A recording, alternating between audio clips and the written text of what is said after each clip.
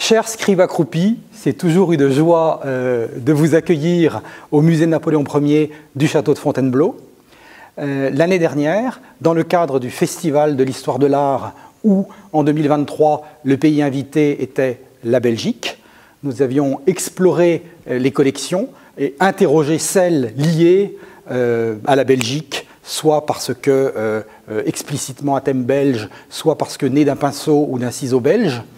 Et là, cette année-ci, 2024, où le pays invité est le Mexique, on pourrait croire que le musée est un peu sec sur cette question, n'en croyez rien, et où le thème est les Jeux Olympiques, nous pouvons y répondre en interrogeant les collections sous le jour des attributs signifiants que sont victoire et trophée, souvent, bien sûr, d'inspiration antique et parfois vivant. Car le plus beau trophée de Napoléon, le voici. C'est un trophée vivant et palpitant. C'est la jeune Marie-Louise de Habsbourg-Lorraine, fille de François Ier d'Autriche, au bras de laquelle, le 2 avril 1810, Napoléon parcourt la grande galerie du Louvre, saturée des trésors d'art conquis à travers l'Europe. Ce que nous allons voir ici est le fruit d'un travail collaboratif avec David Miroux, chef du service pédagogique au château de Fontainebleau, et le professeur Hans Otto Meyer, qui fut directeur du Deutsches Historisches Museum de Berlin et qui est le président du conseil scientifique pour le redéploiement du musée Napoléon Ier. Et nous avons donné ensemble, samedi 1er juin 2024, une conférence à 3 voix sur le thème « Trophée, victoire, emblème et attribut ».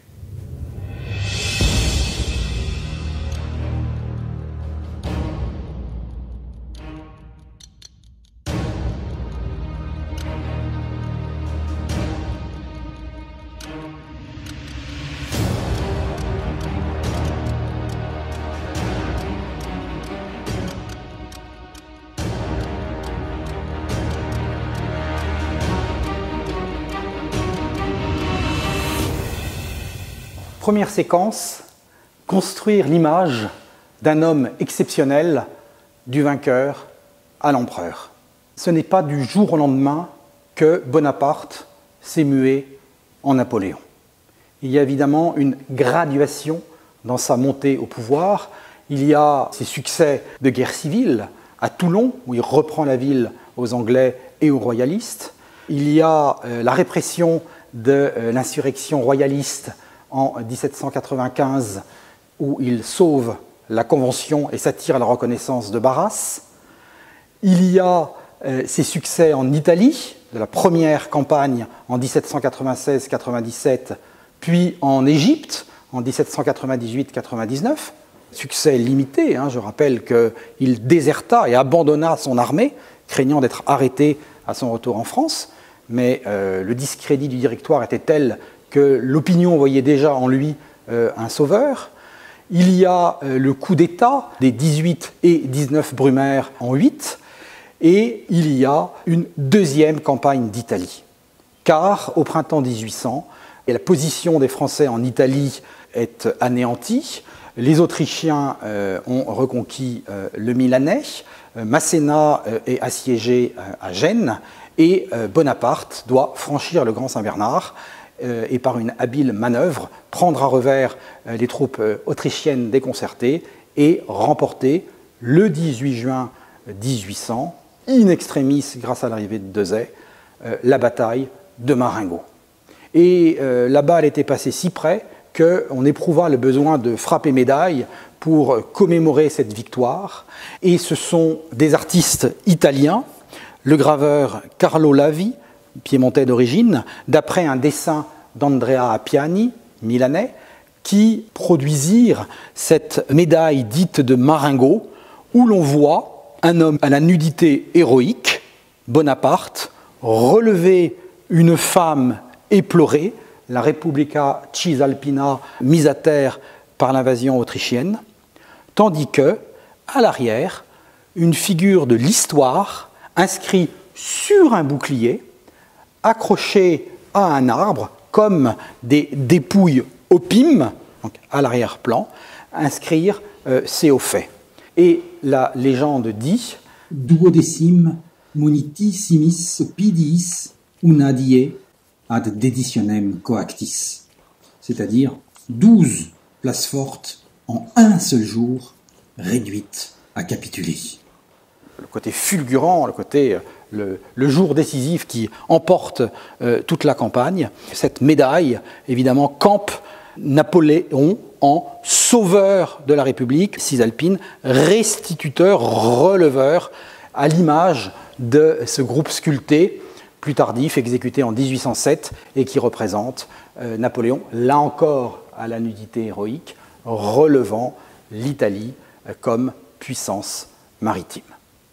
Je précise que cette médaille a été étudiée de fort près par mon collègue du Museo Napoleonico de Rome, Marco Pupillo, dont je salue l'érudition, et que cet essai est paru dans les actes du colloque Napoleone I Bonaparte et Roma, publié par la Fondation Primolli, qui œuvre au lien culturel entre la France et l'Italie. Le comte Giuseppe Primolli, il faudrait tout autant dire Joseph Primolli, ayant grandi en France sous le Second Empire, ayant été élève du collège de Sainte-Barbe et reçu à la cour de Second Empire finissant, puis s'étant établi dans le palais familial qu'il restructura à Rome, à côté du pont Saint-Ange. C'est un merveilleux musée d'esprit dynastique que j'invite bien sûr les Français à visiter. Il y a des points communs et par la provenance des collections, avec un esprit familial très, c'est l'origine même des collections, très aigu à Rome, terre d'exil des Bonaparte.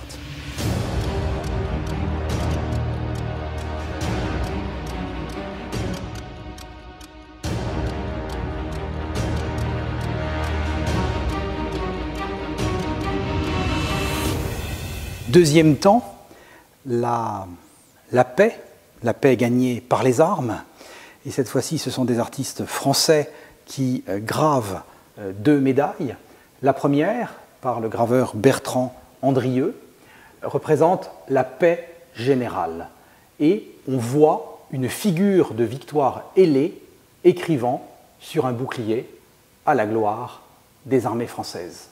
Cette figure est environnée d'attributs militaires, un tambour, une brassée d'armes, le fût d'un canon, une floraison d'étendards, ainsi qu'une corne d'abondance, les fruits de la paix retrouvés, et le caducée de Mercure, dieu du commerce, le caducée des affaires qui reprennent grâce à la paix.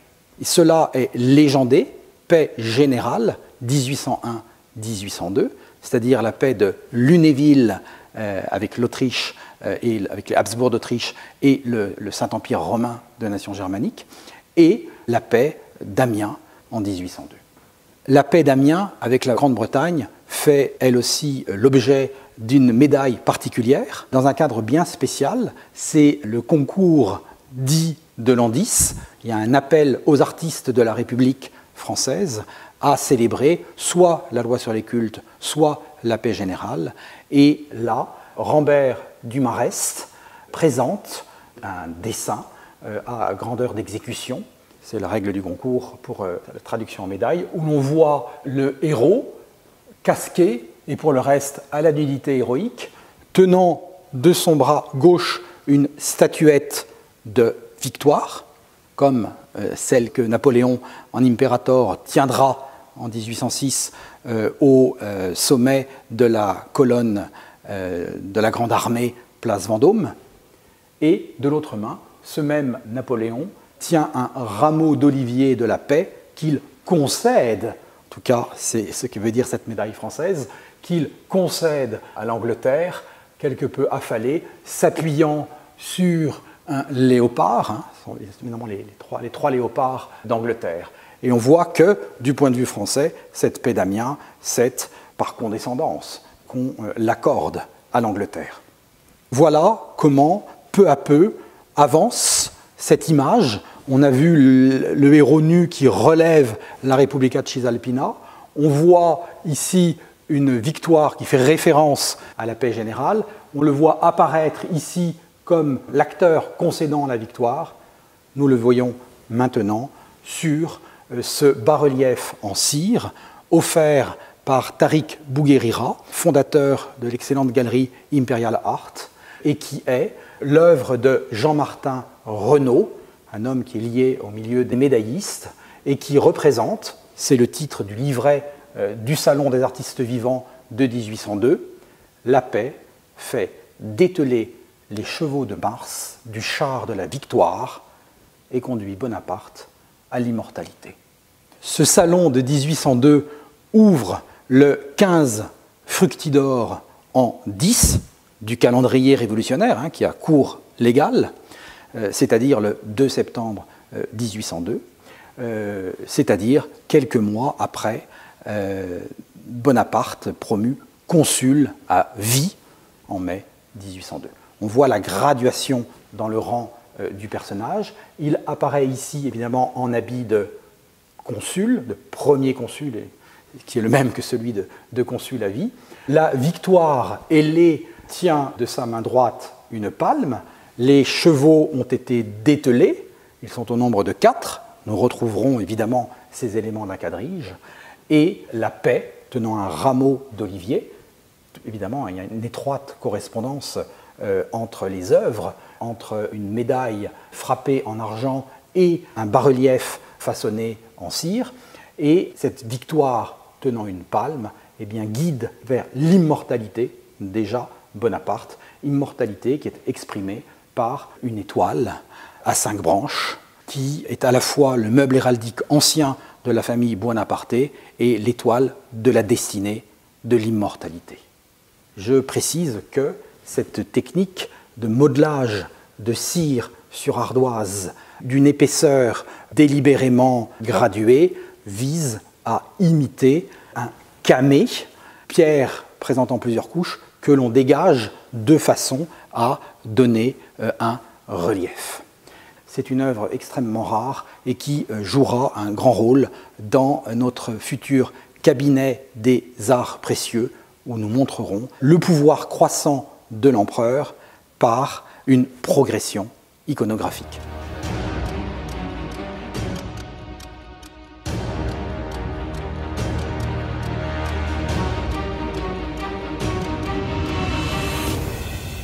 Bonaparte, premier consul en décembre 1799, consul à vie en mai 1802, devient, sous le nom de Napoléon Ier, empereur des Français par Senatus Consult le 18 mai 1804. Et là, il commande à Martin-Guillaume Biennet, un tabletier devenu orfèvre, il commande un glaive à l'antique, qui est extrêmement précieux, et qu'il offre, quelques années après, à Maximilien Ier, Joseph, roi de Bavière, par la grâce de Napoléon. Glaive magnifique, sur lesquels est inscrit Pharsale, Axiome, Marengo. 2 victoires de César dans un contexte de guerre civile et la victoire de Bonaparte en juin 1800 en Lombardie. Donc le parallèle entre le grand conquérant et réorganisateur du monde romain que fut César et Napoléon Ier est explicite. Le fait que Napoléon offre son glaive à son obligé, à son suzerain, à son allié, a une valeur d'investiture. Et voyez combien ces armes d'apparat, évidemment, ne sont pas faites pour servir et livrer bataille, mais ont une charge symbolique et le remettre à quelqu'un qu'il a érigé comme roi. Et si Napoléon a érigé Max Joseph comme roi, c'est qu'il est supérieur, qu'il est empereur. On voit que ces objets ont une charge symbolique. Et cette charge symbolique apparaît explicitement par les attributs qui sont mobilisés, ici, Biennet. En partie basse, vous avez, ça ne vous surprendra guère, une palme de victoire, puis les emblèmes du régime impérial français, abeille, petit aigle d'or incrusté dans l'étaille de tortue. À la garniture intermédiaire, vous avez un foudre attribut de Jupiter, roi des dieux. En partie haute, vous avez au nœud de l'arme, au milieu des quillons, l'aigle repris de l'Antique. L'Empire français adopte comme emblème l'aigle de Rome, c'est la nouvelle Rome. Cet aigle empiète évidemment dans ses serres un foudre, on trouve 2 fois un foudre, et tient un phylactère où est marquée la lapidaire formule Veni, Vidi, Vici, côté fulgurant de César vainqueur, comme sur la médaille de Marengo, Una die, en un seul jour. Et il y a des couronnes, une couronne de laurier du vainqueur, une couronne d'étoiles, la couronne stylisée rendue par des fleurons triangulaires des rois lombards. Enfin, il y a sur le pommeau la matrice d'un cachet aux grandes armes de l'Empire français.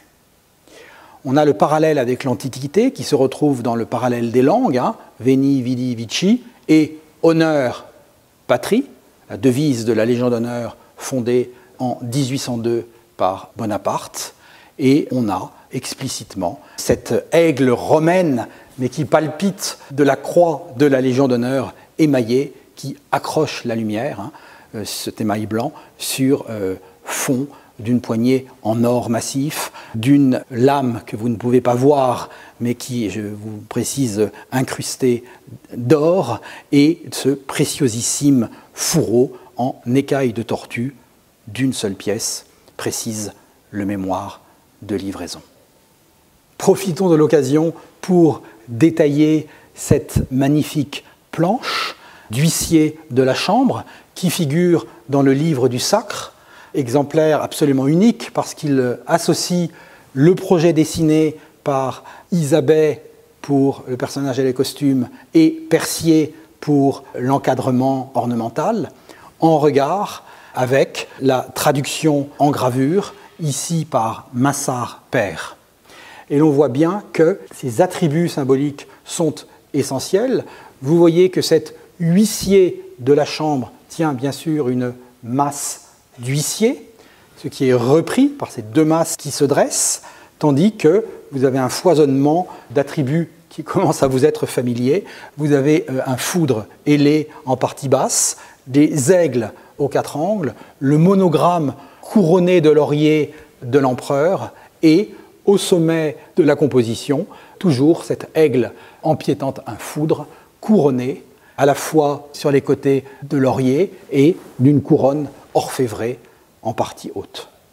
Dans ce monde néoclassique et où l'élévation à l'Empire accentue encore le retour à l'antique, on voit bien qu'il n'y a pas de cloisonnement entre les disciplines artistiques, bien évidemment, et c'est, vous l'avez deviné, le propos même de cette visite que de ne pas rester prisonnier des cloisonnements par technique, de ne pas se sentir contraint par l'actuelle disposition salle par salle, mais au contraire d'aller, comme nous y invitait Montaigne, par bond et gambade, à la découverte de l'Empire.